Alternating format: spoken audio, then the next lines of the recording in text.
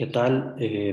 Muchas gracias por estar viendo esta plática pregrabada en la sesión de probabilidad del Congreso Nacional de la Sociedad Matemática. Hoy les quiero platicar de un trabajo en conjunto con Shahab Sude y Flavio Calmon, en el cual demostramos que una noción de privacidad muy utilizada en la literatura es de hecho equivalente a contracción respecto a una divergencia que se le conoce como gamma divergencia o divergencia hockey stick. Vamos a precisar esos términos en la plática, vamos a platicar precisamente qué quiere decir cada término, pero antes de eso quiero darles una pequeña introducción a qué es privacidad y por qué nos debería de importar. ¿Sí? Hace ya más o menos 2 décadas, en el estado de Massachusetts, solían liberar récords médicos de todas las personas, ¿sí? Estaban anonimizados, o sea, que estaban cosas como tu nombre, tu dirección, la ofuscaban, vaya, no podían reconstruirlo exactamente, ¿sí? Pero las personas empezaron a preocupar, ¿no? O sea, como de, oye, sí estás anonimizando la información, pero ¿qué tal que alguien me identifica? Y entonces el gobernador dijo, los datos están seguros, ahí está mi información, si no fuera seguro no estaría ahí mi información.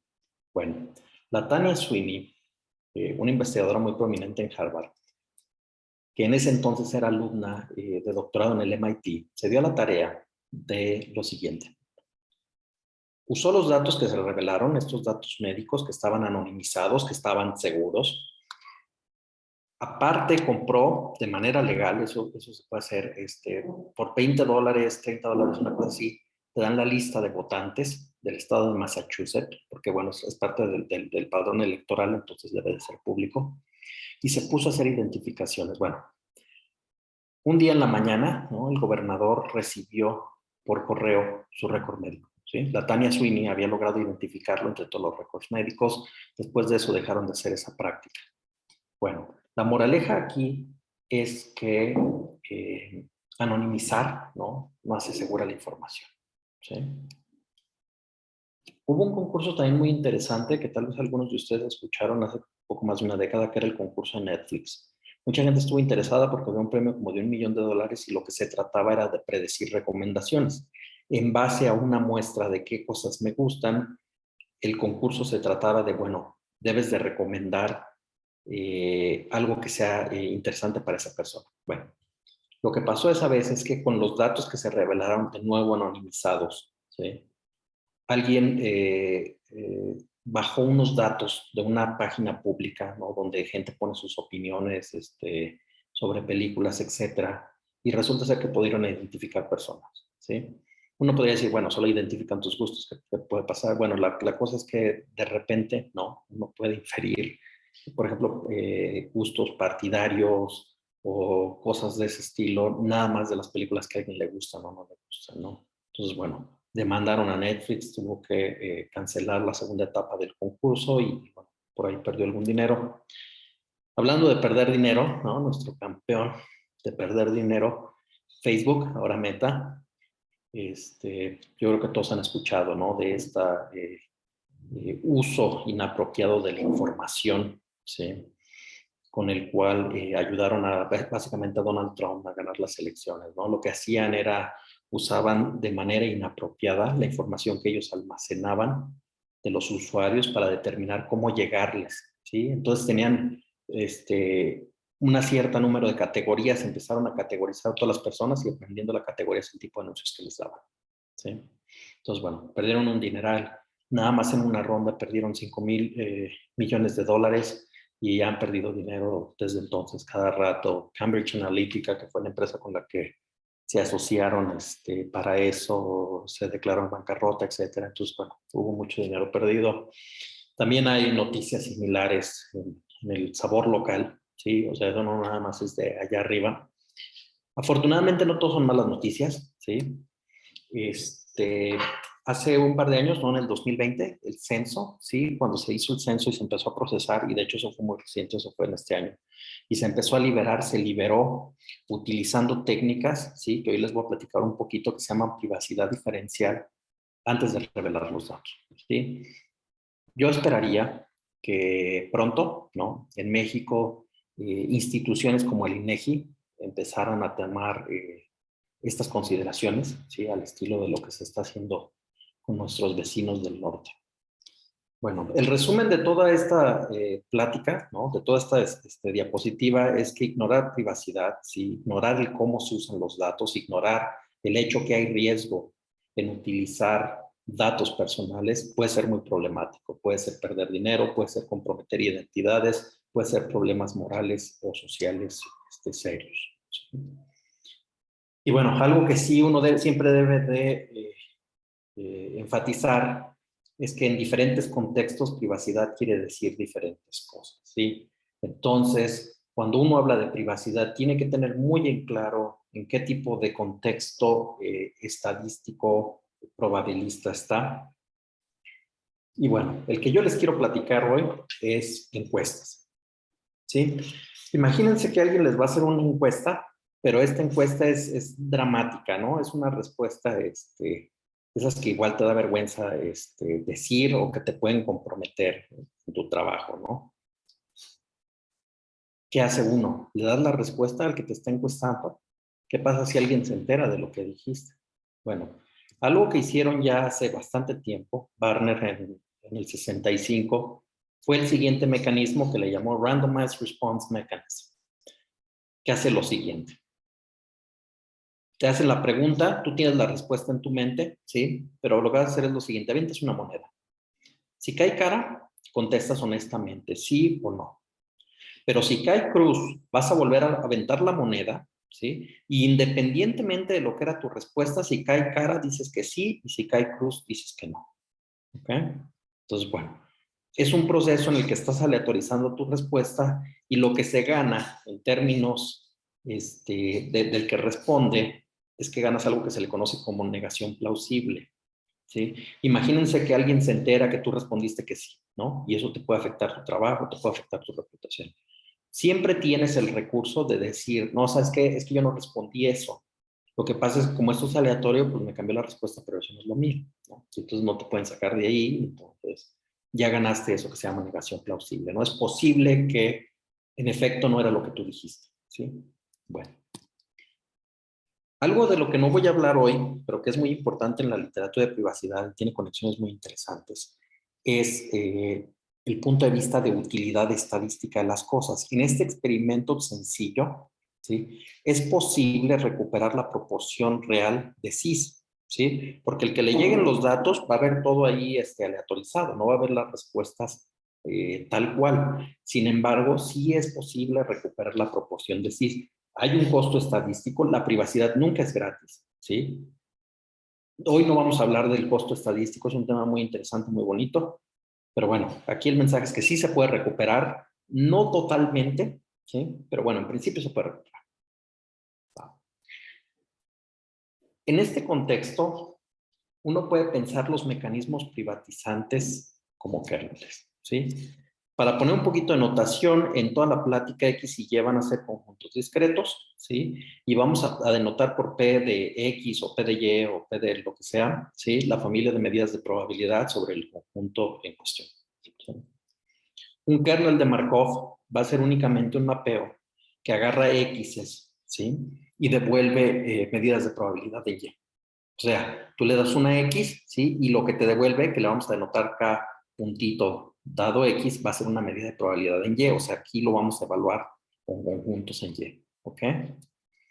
Y bueno, como ya les había anticipado, los kernels de Markov lo que modelan son mecanismos privatizantes, ¿sí? Donde K de Y dado X, lo que significa es cuál es la probabilidad de que Y sea igual a Y dado que X es igual a X, donde X es la respuesta original, la respuesta cruda, ¿sí? Y Y es la adornada. Por ejemplo, en el caso de la diapositiva anterior, ¿cuál es la probabilidad de que contestes que sí, dado que en realidad sí me dijiste que sí, ¿sí? Eso es lo que está modelando el kernel de Markov. De hecho, en el ejemplo del Randomized Response Mechanism, es más o menos fácil escribir cuáles son esas probabilidades de transición. Se pueden parametrizar de 1000 maneras. Yo aquí estoy parametrizando de una forma media graciosa que depende de un epsilon, ¿sí? Pero en la siguiente slide se va a ver claro por qué. Igual son detalles los que quieran hacer la cuentita, pausen el video y vean la fórmula explícita. La noción de la cual les quiero hablar hoy de privacidad, ¿sí? Se llama privacidad diferencial local o Local Differential Privacy, LDP. Y dice lo siguiente, vamos a ver qué dice la definición, ahorita platicamos de qué se trata. Va a depender de dos parámetros, un epsilon mayor o igual que 0 y un delta que está en 0 y 1. ¿Sí? Un mecanismo privatizante K, o sea, uno de estos kernels de Markov que te agarran un X y te dan una distribución de Y, va a ser epsilon delta LDP si para todo X1 y X2 en X y todo subconjunto A de Y se tiene la siguiente desigualdad que está aquí. ¿Sí? Básicamente lo que te dice es que la probabilidad de que la salida esté en A, dado que la entrada es X1, tiene que ser menor o igual que E a la epsilon, lo mismo, pero con X2 más un delta. ¿Sí? Algo que uno puede verificar más o menos inmediatamente la definición es que si epsilon y delta son pequeñitos, entonces cada y dado x1 menos cada y dado x2 es menor o igual, aquí tildes porque, bueno, por ahí hay unas constantillas, pero no importan mucho, que epsilon más delta. ¿Sí? O sea, la diferencia entre estas dos cantidades de aquí va a ser chiquito. Aquí yo les estoy haciendo un poquito de trampa. Me ha pasado que me preguntan, oye, pero si es tan simétrico, ¿qué onda con el epsilon y el delta? Tiene un rol bien específico el delta. El delta típicamente se toma súper pequeño, si no cero, en aplicaciones, y tiene una interpretación desde un punto de vista de privacidad bien importante, pero bueno, no lo vamos a tocar. Nos vamos a quedar con esta atracción de que, bueno, es casi lo mismo y típicamente son pequeñitos. ¿Sí?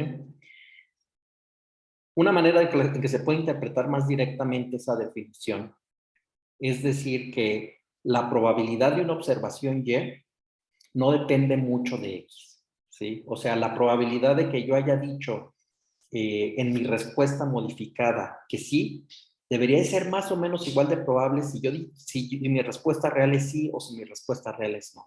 ¿Sí? De eso se trata y tiene mucho sentido, ¿sí? Porque bueno, si la respuesta sale que sí, alguien se entera y me quieren causar problemas, porque oye, tú respondiste que sí en esta encuesta, fíjate, la probabilidad es casi la misma, es igual de probable que haya dicho que no, ¿sí? Entonces este argumento de negación plausible pues se vuelve incluso más fuerte, ¿sí?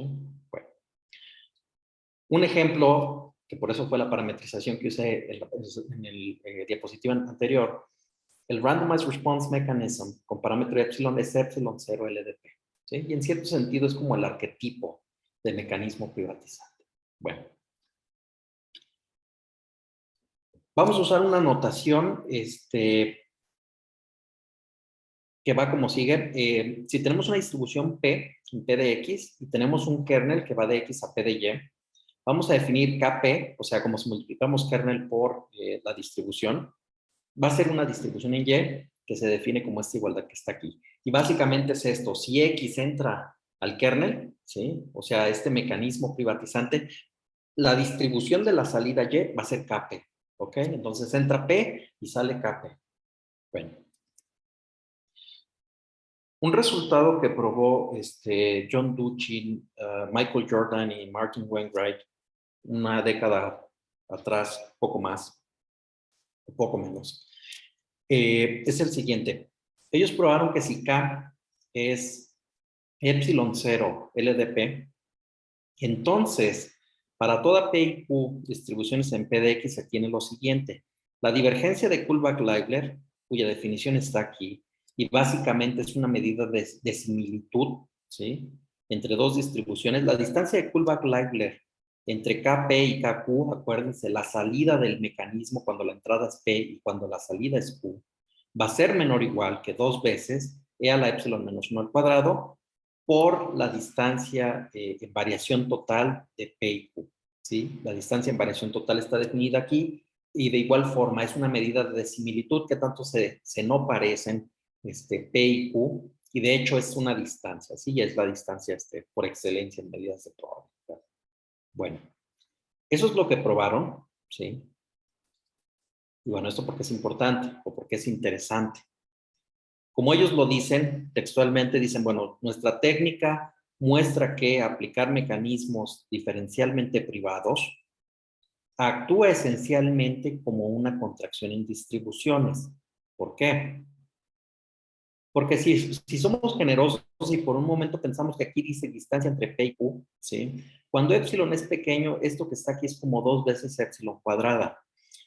Y esto que está aquí, vamos a ser generosos también y vamos a pensarlo como la distancia entre KP y KQ.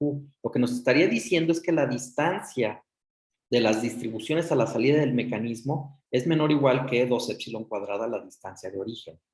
Contracción en espacios métricos. Tú tienes una función que va de un espacio a otro, tienes una distancia en el origen, ¿sí? Y en la imagen vas a tener una más pequeña. ¿Qué tan más pequeña en este caso? Bueno, es como 2 epsilon cuadrada cuando epsilon es pequeño, ¿sí? Ahora, aquí la palabra clave es que ellos dicen, bueno, actúa esencialmente como una contracción en las distribuciones. Entonces, lo que Shahar, Flavio y yo nos dedicamos a hacer fue quitar la palabra esencialmente, ¿sí? Y decir, bueno, habrá una manera de entender esto realmente como contracción, no esencialmente, ¿sí? Porque aquí esencialmente es porque, bueno, tienes variación total, tienes pullback ladder, hay un revoltijo por ahí, ¿cómo lo haces coincidir? ¿Cómo lo piensas como una contracción con todos los beneficios que tiene? ¿No? Recordemos que en el análisis de espacios métricos tener contracción siempre es súper útil por innumerables ventajas. Bueno, lo que hicimos fue implementar un truco que a mí me gusta mucho en matemáticas, que es, bueno, tal vez el objeto original o lo que quiero hacer originalmente no es una contracción, pero ajá, ¿qué pasa si cambio la distancia? Por ejemplo, ese truco sirve mucho en análisis complejo. Cuando ustedes tienen funciones analíticas del disco en el disco, podría ser que no sean contractivas en el sentido clásico, o sea, cuando uno restringe la distancia euclidia a los complejos, pero sí se vuelven contracciones cuando uno usa la distancia de Poincaré. Entonces, la idea clave es, cambio la distancia y lo que antes no era contracción, ahora va a ser contracción. Entonces, vamos a hacer algo muy parecido, nada más que en lugar de usar distancias entre medidas de probabilidad, vamos a usar algo que se llaman divergencias. Las divergencias, como las introdujo Chisar por allá de los 60, va más o menos así. Vamos a tener una función convexa, f, que va a ir de 0 infinito a r, y que f de 1 va a ser igual a 0. ¿Okay? Entonces vamos a definir la f divergencia entre p y q, distribuciones en x, mediante esta fórmula que está aquí. ¿Sí? Si se fijan, es la divergencia de P contra Q, es sumar sobre todas las X de F de P de X entre Q de X por Q de X. Ahora, aquí me lo estoy tomando todo discreto para simplificar la exposición, pero las generalizaciones al caso continuo es más o menos natural. En vez de tener cocientes P entre Q, uno agarra la derivada en Arradón-Nicodín, suponiendo que P es absolutamente continuo con Q, etc. ¿Sí? Entonces, bueno, hoy va a ser por simplicidad, pero es una teoría muy rica que nos permite muchas cosas. Hay muchos ejemplos de F divergencias. Por ejemplo, variación total. La distancia en variación total es una F divergencia. ¿Sí? Ahí pongo la función, que ustedes pueden verificar que en efecto es convexa y F de 1 es igual a 0. La divergencia de Kullback-Leibler también es cuando la función es F de t igual a t log t. Y hay una divergencia muy importante que tal vez se acuerdan del título, que es la divergencia de gamma. Básicamente uno pone esta función que está aquí, que es t menos gamma más. Este más quiere decir, si es positivo, déjalo tal cual, si es negativo, pon 0. ¿Okay? Entonces estamos haciendo esa función a t menos gamma. ¿Okay? Bueno. Ahora, aquí un punto que tal vez conviene aclarar, sobre todo después de la analogía que les dije con la distancia de Poincaré, es que las F divergencias no necesariamente son métricas, ¿sí? Uno puede verificar, por ejemplo, muy fácilmente que la divergencia de Kullback-Leibler ni siquiera es simétrica, ¿sí? Entonces, bueno, no puede ser una métrica. Sin embargo, estas medidas de divergencia son muy importantes desde un punto de vista estadístico y probabilístico porque algunas tienen operaciones, interpretaciones operacionales bien importantes. Por ejemplo, variación total sale muy naturalmente en el contexto de pruebas de hipótesis, donde la suma de los errores es hecho variación total. Kullback-Leibler en estadística bayesiana, ¿sí? Etcétera. ¿Sí? Entonces, bueno, no todas son métricas, ¿sí? Pero sí tienen interpretaciones importantes desde un punto de vista probabilístico, estadístico. Bueno, no son métricas, pero sí existe un concepto de contracción y algunas de las implicaciones son muy similares a las que no tienen análisis en espacios métricos, Por ejemplo, el coeficiente de contracción de un kernel de Markov se define como está aquí. Lo vamos a denotar por eta f, ¿sí? Eta es el coeficiente de contracción, f porque vamos a poner la función f de la f divergencia, ¿sí? Y k es el kernel de Markov. Se define así, vamos a agarrar el supremo sobre todas las distribuciones con f divergencia no trivial, o sea que no es cero ni infinito, y vamos a hacer lo que uno esperaría, vamos a dividir la f divergencia de kp contra kq entre la f divergencia de p contra q. Básicamente es distancia en la imagen entre distancia en el origen. ¿Sí? Bueno, se llama distancia, coeficiente de contracción porque, bueno, reescribiendo la definición, básicamente lo que nos quiere decir, o una implicación inmediata, es que para toda P y Q, la F divergencia de KP contra KQ es menor o igual que ese coeficiente por la divergencia de P contra Q. ¿Sí? O sea, es que tanto está contrayendo la divergencia, ese kernel de Markov en específico K. Está muy bien la fórmula, pero a veces calcularla puede ser súper complicado. Entonces, bueno, ¿qué hacemos, no? Hay un caso particular que es muy amigable, que es el caso de variación total, ¿sí? Hay una fórmula que se le conoce como fórmula de Dabrushing, que dice lo siguiente: si ustedes tienen un kernel de Markov y quieren encontrar su coeficiente de contracción respecto a variación total, por eso le pongo aquí TV de total variation, se calcula así nada más. Hacemos el supremo sobre todas las x1, x2 de la distancia en variación total de la distribución k dado x1 contra k dado x2. ¿Sí? Ahora esto reduce el problema un montón, porque imagínense que x es binario por un momento, ¿sí? El conjunto x es binario o es finito para el caso. Pues bueno, este supremo de hecho es un máximo, k es un número finito de x1, k es un número finito de x2, ya se acabó, esa es la respuesta, ya obtienes el coeficiente de contracción para ese kernel K. La definición, por el contrario, siempre implica optimizar sobre una infinidad de cosas, ¿sí? Entonces reduces un montón la complejidad de cálculo, ¿sí? Perdón. Un ejemplo, ¿no? Que uno puede calcular muy fácil y quien le guste hacerlo es muy sencillo. El coeficiente de contracción respecto a variación total del randomized response epsilon, que hablamos hace como 3 diapositivas, es esto que está aquí, 1 menos 2 entre 1 más t a la epsilon, ¿sí? Entonces, bueno, eso es estrictamente menor que 1, está entre 0 y 1, entonces, bueno, es estrictamente contractivo el randomized response mechanism respecto a variación total, ¿no? Bueno, lo que les quiero platicar, que fue nuestro trabajo principal, es lo siguiente. Lo primero que hicimos fue generalizar la fórmula de Dabrushing. O sea, nosotros demostramos que para toda gama mayor o igual que 1, si tienes un kernel de Markov, entonces su coeficiente de contracción respecto a esa divergencia que les dije, que era la divergencia de gamma, ¿se acuerdan? El T menos gamma más, ¿sí? Tiene exactamente la misma fórmula que la fórmula de Dabrushing, ¿sí? Entonces tenemos las mismas ventajas, se reduce la complejidad de calcular los coeficientes de contracción.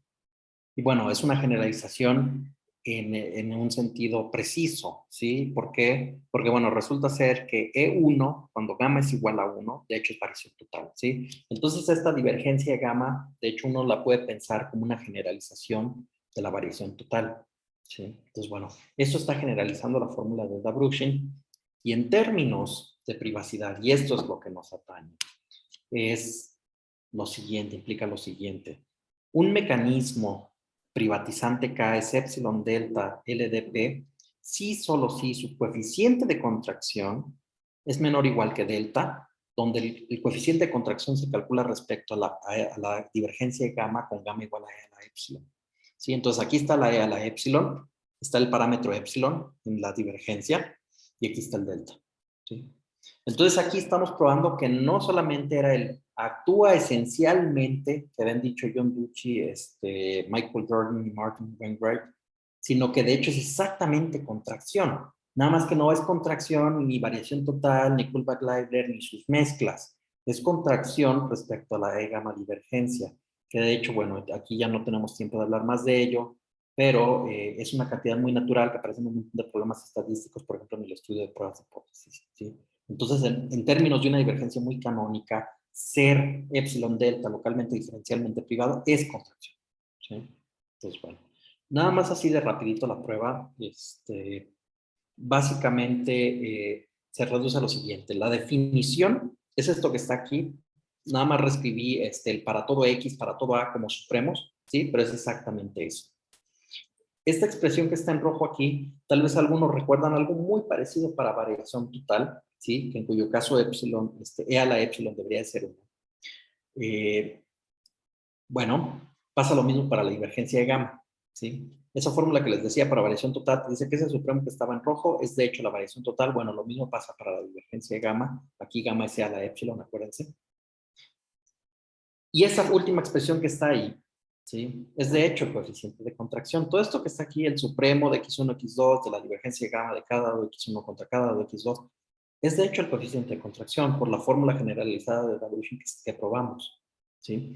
Entonces, concluimos el resultado. Eres epsilon delta localmente, diferencialmente privado, sí, solo si eres contractivo respecto a la divergencia gamma.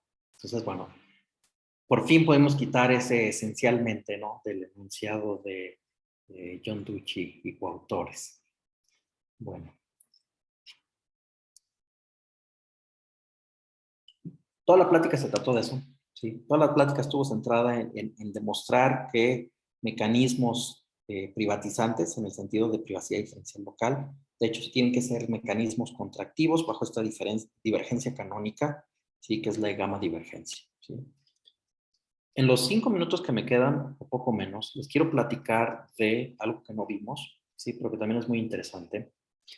En aprendizaje estadístico o machine learning, el concepto de algoritmo iterativo es muy común, ¿sí? Y básicamente lo que quiere decir es, tú empiezas con una X0, que pueden ser parámetros de una red neuronal, y empiezas a modificarlos iterativamente para que te dé buenos resultados, ¿sí? O piensa en una regresión lineal donde en lugar de entrenar, como típicamente entrenamos, que es multiplicando el famosísimo X transpuesta X a la menos 1, X no sé qué, imagínense que lo hacen de una manera iterativa, ¿sí? Vas agarrando algunas muestras, algún algo y lo vas haciendo iterativamente y después de n pasos, ¿sí? Va a salir un algo, le vamos a llamar xn y va a ser aleatorio porque lo que va a pasar aquí en medio es potencialmente aleatorio, ¿sí? Bueno, en esos contextos también hay una noción de privacidad diferencial. Ahora es ligeramente diferente que lo que vimos. En lo que se hace en ese caso es, bueno, tú te vas a agarrar dos distribuciones diferentes, mu0 y mu0' para x0, ¿sí? Y uno puede ver que las definiciones operativas clásicas corresponden, de hecho, con E-gamma divergencia. Lo que uno pide es que la E-gamma divergencia entre las salidas, que sería mu n y mu n', sea menor o igual que delta. ¿Sí? Muy parecido a lo de la contracción, ¿se acuerdan? Era supremo, x1, x2, no sé qué, divergencia gamma, es exactamente lo mismo. Bueno, uno puede aplicar la filosofía de la contracción, ¿sí? Porque ¿qué? Mu n es de hecho kn por kn menos 1 por k1 por c, ¿sí? Entonces uno puede ir pelando, ¿sí? Uno puede ir sacando estos kernels de Markov que rigen al proceso iterativo, ¿sí? Y uno llega a una expresión de este estilo. La divergencia, la E-gamma divergencia entre mu n y mu n' va a ser menor o igual que todos estos coeficientes de contracción multiplicados por la divergencia original, ¿sí? Y entonces estamos volviendo a lo que hacíamos en espacios métricos, ¿sí? Uno tiene mapas contractivos, ¿sí? Y empieza a estudiar las propiedades de las imágenes a través de las propiedades contractivas de estos mapeos. Bueno, ya se me acabó el tiempo. Pensando que esto es la sesión de probabilidad, me gustaría cerrar diciendo que ojalá esta plática les haya dado la impresión real, en mi opinión, de que privacidad una es un problema relevante, de actualidad, y que tiene retos probabilistas, ¿sí?